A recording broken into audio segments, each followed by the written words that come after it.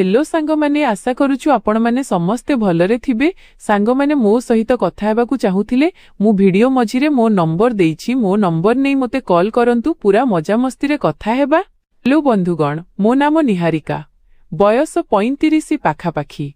लोक माने मते एबे आंटी कही डाकुछंती, जेमिति मो नाम अपेक्षा मोर परिचय एइटा ही बनी जाइछि। एही कहानी रे आपण माने सेया सुनिबे जहा मो अनुभव कली, सहिली एवं धीरे धीरे बुझिली। मो स्वामी को जाइथिबा 5 वर्ष होई गलानी। 5 वर्ष सुनिबाकू कम लागे, किंतु प्रति वर्ष मो भितरे एक पूरा आयुष छाड़ी जाए। सकाळु उठिबा ठारू रातिरे सोइबा पर्यंत प्रतिटी मुहूर्त कौनसी ना कौनसी प्रश्नरे भरी रहे। कौन एबे भी मोर काहार अपेक्षा करिवार अधिकार अछि? कौन मु केवल बीती जाइथिबा कालीर छाई होई रहिजिबी, ना पुणी जीवन मते द्वितीय थर हसिबार अनुमति देई पारे? स्वामी को जीवा परे मो घर जेमिति अटकी जाइथिला। कांथगुड़िक सेया थिला, किंतु सेथिरे शब्द नथिला। रोसेई घरे बासनर शब्द रही जाइथिला, किंतु सेथिरे उष्मता नथिला। प्रारंभिक दिनरे लोकमाने बहुत आसुथिले। संपर्कीय, पड़ोसी, जनाशुना समस्ते सांत्वना देले, परामर्श देले एवं पुणी धीरे धीरे समस्ते निज निज जीवन को फेरीगले। मु सेठी रहीगली एकाकी। समाजर विधवांको ठारू बहुत आशा थाए। चुप रुह, साधा रुह, अधिक हस नाही, रंगीन पोशाक पिंध नाही, काहारी सह अधिक कथा हुओ नाही।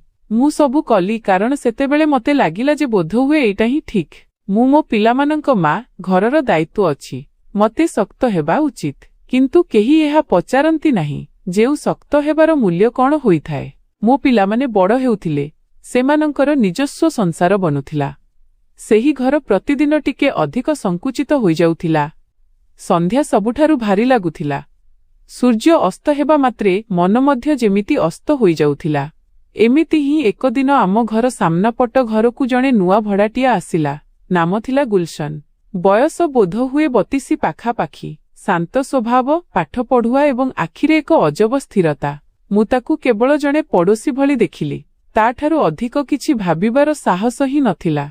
आरंभरे आम कथावार्ता केवल औपचारिक थिला। नमस्कार, हालचाल एवं पाणीपागर 2 धाड़ी, पिलामानंक विषय 2 पद। किंतु केबे केबे तार स्वररे एक आपणापण लागुथिला। से दरकार ठारू अधिक कहु नथिला एवं बोध हुए एही कारणरू ता कथा मने रही जाउथिला। दिने विद्युत चलीगला। संध्या समय थिला। मु बालकोनी रे ठिया होइथिली। हठात सामनारू स्वर आसिला, आंटी, जदि मोहम्मबती दरकार तेबे कुहंतु। मु चमकी पड़ी देखिली। एते वर्ष परे केही एते सहजरे मोर आवश्यकता पचारिथिले। मु सामान्य हस सह धन्यवाद कहिली। से हसिला एवं फेरीगला। बस एक छोट मुहूर्त थिला, किंतु मो भितरे किछि हलाई देला। सेही रातिरे मते निद हेला नाही। मु भाबुथिली जे गोटिए साधारण वाक्य एते प्रभाव पकाई पारे। काहींकी पकाइला? बोधहुए एथिपाई कारण मु बहुत समयरू अदृश्य थिली। लोकमाने मते देखुथिले, किंतु अनुभव करू नथिले एवं सेही गोटिए प्रश्नरे मते पुणी जणे मनीष हेबार अनुभव हेला। दिन बीतिबाकू लागिला। कथावार्ता टिके बढ़िबाकू लागिला। केबे पनीपरिबा दाम उपरे, केबे पिलामानंक पाठ पढ़ा उपरे। से ध्यान देई सुनुथिला, बिना बाधारे, बिना परामर्शरे, केवल सुनुथिला। एवं बोधहुए एटा ही सबुठारू बड़ कथा थिला। मु अनुभव कली जे मु खोली करी कहि पारुछि, बिना भयरे, बिना एही चिंतारे जे सामनावाला मते विचार जज करिवो। दिने से पचारिला, आपण सबु बेले एते चुप काहींकी रहंती?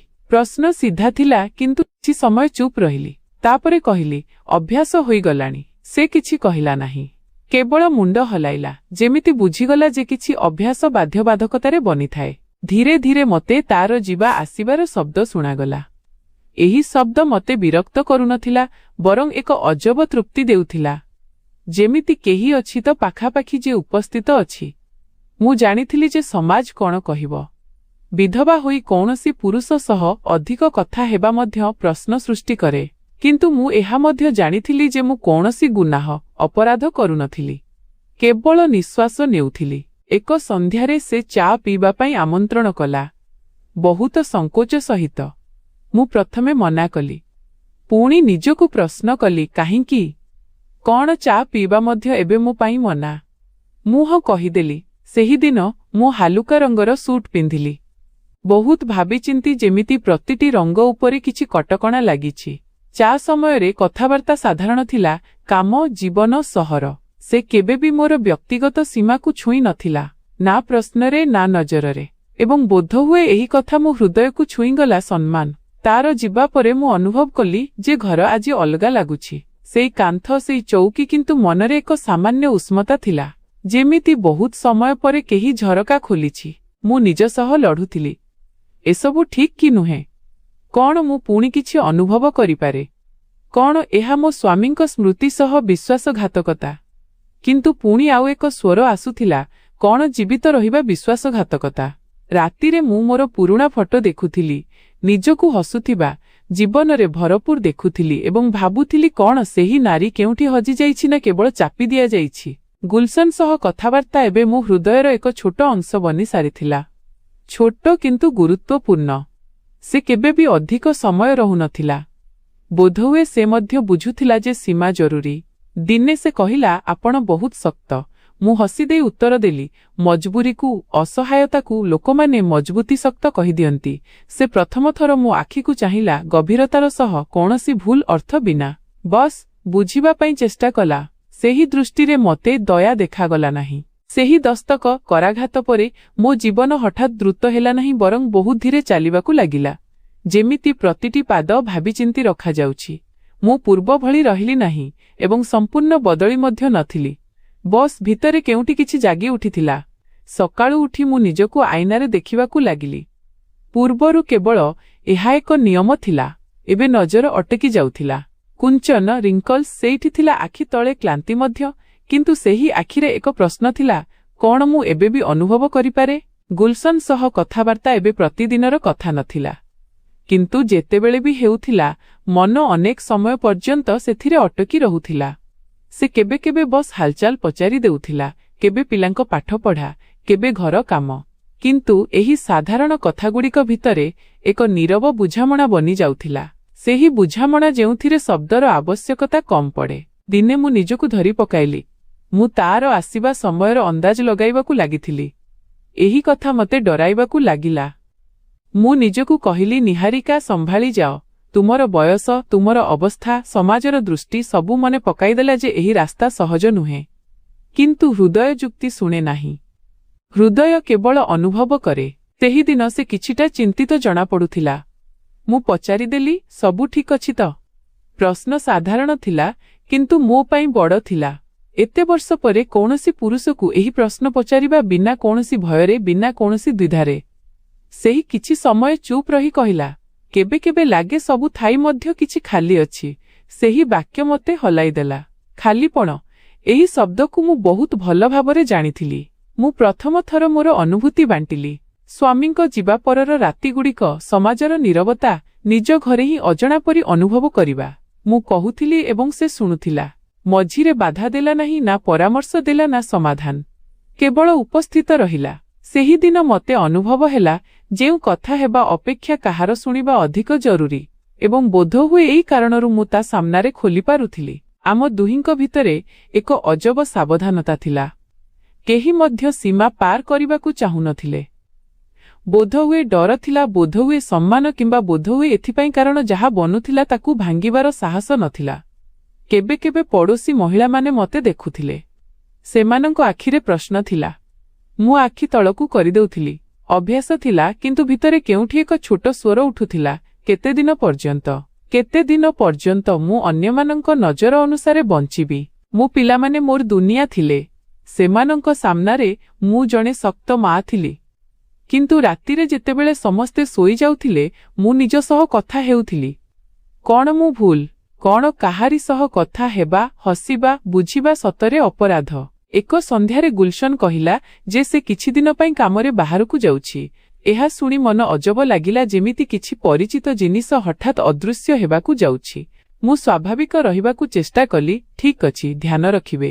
ତାର ଯିବା ପରେ ଘର ପୁଣି ସେମିତି ଲାଗିବାକୁ ଲାଗିଲା, ଶାନ୍ତ, ବହୁତ ଅଧିକ ଶାନ୍ତ।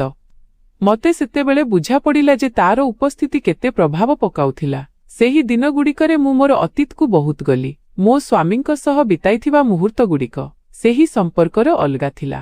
ସେଥିରେ ଦାୟିତ୍ୱ ଥିଲା, ଅଭ୍ୟାସ ଥିଲା, ଆପଣାପଣ ଥିଲା। ଗୁଲଶନ ସହ ଯାହା ଥିଲା ତାହା କିଛି ଅଲଗା ଥିଲା, ନୂଆ, ଅଜଣା ଏବଂ ବୋଧହୁଏ ଏହି କାରଣରୁ ଡରାଉଣା। ମୁଁ ନିଜକୁ ପ୍ରତିଜ୍ଞା କଲି, ଯେ ମୁଁ କୌଣସି ସୀମା ଭାଙ୍ଗିବି ନାହିଁ। କିନ୍ତୁ ହୃଦୟକୁ କେମିତି ବୁଝାଯିବ? ଯେତେବେଳେ ସେ ଫେରିଲା ତେବେ ମୁଁ ନିଜକୁ ହସୁଥିବାର ପାଇଲି। ବିନା ଭାବି ସେ ମଧ୍ୟ ହସିଲା। ସେହି ହସରେ କୌଣସି ଦାବି ନଥିଲା, ବସ୍ ଆଶ୍ୱସ୍ତି ଥିଲା। ଆମ କଥାବାର୍ତ୍ତା ଏବେ ଟିକେ ଗଭୀର ହୋଇଯାଇଥିଲା। ଜୀବନର ପ୍ରଶ୍ନ, ଏକାକୀପଣର ଅର୍ଥ, ସମାଜର ଆଶା। ସେ କେବେ ବି ମୋର ବୈବାହିକ ସ୍ଥିତି ଉପରେ କୌଣସି ମନ୍ତବ୍ୟ ଦେଇନଥିଲା। ନା ଦୟା, ନା କୌତୂହଳ। ଏହି କଥା ମୋତେ ସବୁଠାରୁ ଅଧିକ ଆରାମ ଦେଉଥିଲା। ଦିନେ ସେ କହିଲା, ଆପଣଙ୍କ ସହ କଥା ହୋଇ ଭଲ ଲାଗେ। ଏହି ବାକ୍ୟ ଶୁଣିବା ମାତ୍ରେ ମୋ ହୃଦୟର ସ୍ପନ୍ଦନ ବଢ଼ିଗଲା। ମୁଁ କିଛି ଉତ୍ତର ଦେଲି ନାହିଁ।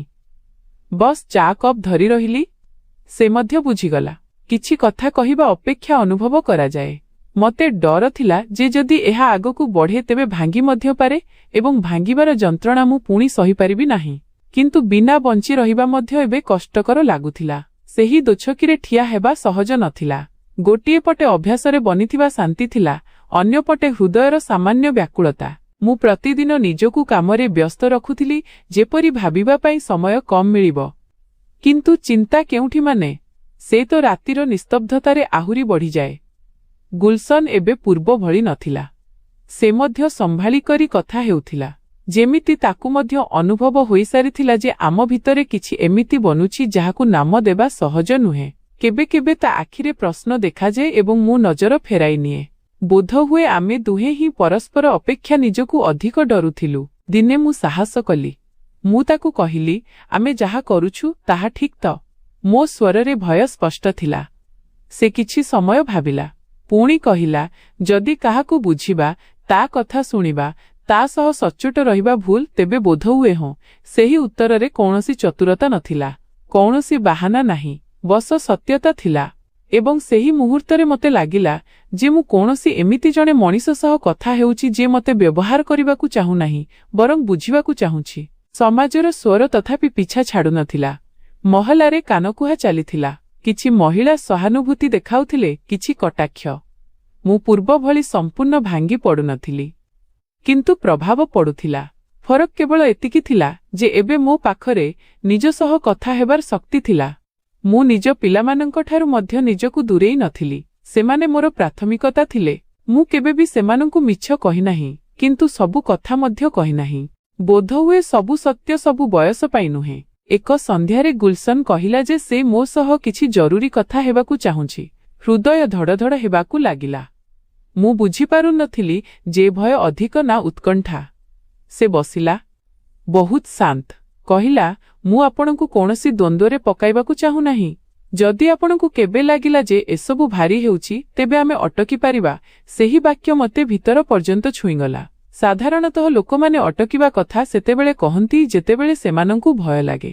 କିନ୍ତୁ ଏଠି କେହି ମୋର ସୁବିଧା ବିଷୟରେ ଭାବୁଥିଲା। ମୁଁ ପ୍ରଥମ ଥର ସ୍ପଷ୍ଟ ଶବ୍ଦରେ କହିଲି, ମୋତେ ଆପଣଙ୍କ ସହ କଥା ହେବା ଭଲ ଲାଗେ। ମୋତେ ଭଲ ଲାଗେ ଯେ କେହି ମୋତେ ନିହାରିକା ଭାବରେ ଦେଖୁଛି। ସେ କେବଳ ମୁଣ୍ଡ ହଲାଇଲା।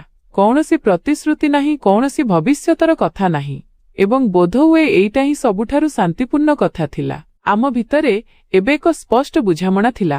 ନା ବ୍ୟଗ୍ରତା ଥିଲା, ନା ଚାପ। କେବେ କେବେ ବସ୍ ଏକାଠି ବସିବା, ଚା ପିଇବା, ନୀରବତା ବାଣ୍ଟିବା। ସେହି ନୀରବତାରେ କୌଣସି ଖାଲିପଣ ନଥିଲା।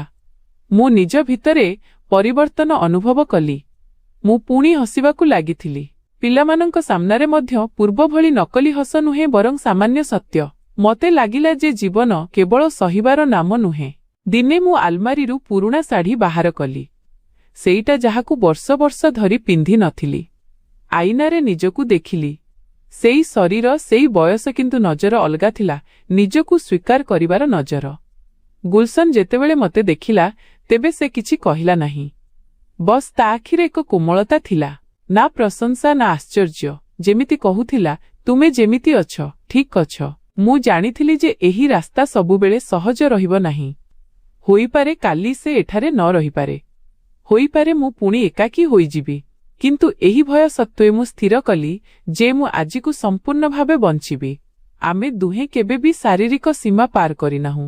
ବୋଧହୁଏ ସେଥିପାଇଁ, କାରଣ ଯେଉଁ ଆବେଗିକ ନିବିଡ଼ତା ଥିଲା, ତାହା ଅନ୍ୟ କୌଣସି ଜିନିଷର ମୋହତାଜ ନିର୍ଭରଶୀଳ ନଥିଲା। କେବେ ତା ହାତ ଭୁଲରେ ଛୁଇଁ ଯାଉଥିଲା ଏବଂ ଆମେ ଦୁହେଁ ମୁହୂର୍ତ୍ତକ ପାଇଁ ଅଟକି ଯାଉଥିଲୁ। ସେହି ମୁହୂର୍ତ୍ତରେ ହଜାର ଶବ୍ଦ ଥାଏ, କିନ୍ତୁ କେହି କିଛି କହନ୍ତି ନାହିଁ। ଏକ ସନ୍ଧ୍ୟାରେ ସେ ଅନେକ ସମୟ ପର୍ଯ୍ୟନ୍ତ ବସି ରହିଲା। କଥାବାର୍ତ୍ତା ଚାଲିଲା। ଜୀବନ, ବହି, ସ୍ୱପ୍ନ। ଯେତେବେଳେ ସେ ଉଠିଲା ତ କିଛି ସମୟ ଅଟକିଲା। କହିଲା, ଆପଣ ଶକ୍ତ ନୁହେଁ, ସତ୍ୟ, ନିଷ୍କପଟ ଅଟନ୍ତି। ସେହି ରାତିରେ ମୁଁ ବହୁତ ସମୟ ପର୍ଯ୍ୟନ୍ତ ଜାଗି ରହିଲି। ମୁଁ ମୋ ସ୍ୱାମୀଙ୍କ ଫଟୋ ଦେଖିଲି। ଆଖି ଓଦା ହେଲା, କିନ୍ତୁ ପ୍ରଥମ ଥର ଅପରାଧ ବୋଧ ନଥିଲା। ବସ୍ ଏକ ସ୍ୱୀକୃତି ଥିଲା ଯେ ମୁଁ ସେହି ସମ୍ପର୍କର ସମ୍ମାନ ରଖି ମଧ୍ୟ ଆଗକୁ ବଢ଼ିପାରିବି। ମୁଁ ନିଜକୁ କହିଲି, ନିହାରିକା, ତୁମେ ବହୁତ ନିଭାଇ ସାରିଲ, ଏବେ ଟିକେ ବଞ୍ଚିବାର ଅଧିକାର ତୁମର ମଧ୍ୟ ଅଛି। ତେବେ ବନ୍ଧୁଗଣ, ଏହା ଥିଲା ଆଜିର କାହାଣୀ। ଏହି କାହାଣୀ ଉପରେ ଆପଣଙ୍କର ମତାମତ କ'ଣ? କମେଣ୍ଟ କରି ନିଶ୍ଚୟ ଜଣାନ୍ତୁ। ଭିଡିଓ ଭଲ ଲାଗିଥିଲେ ଏହାକୁ ଲାଇକ୍ କରି ନିଜ ବନ୍ଧୁମାନଙ୍କ ସହ ସେୟାର କରନ୍ତୁ ଏବଂ ଆମ ଚ୍ୟାନେଲକୁ ସବସ୍କ୍ରାଇବ୍ ନିଶ୍ଚୟ କରନ୍ତୁ। ଧନ୍ୟବାଦ।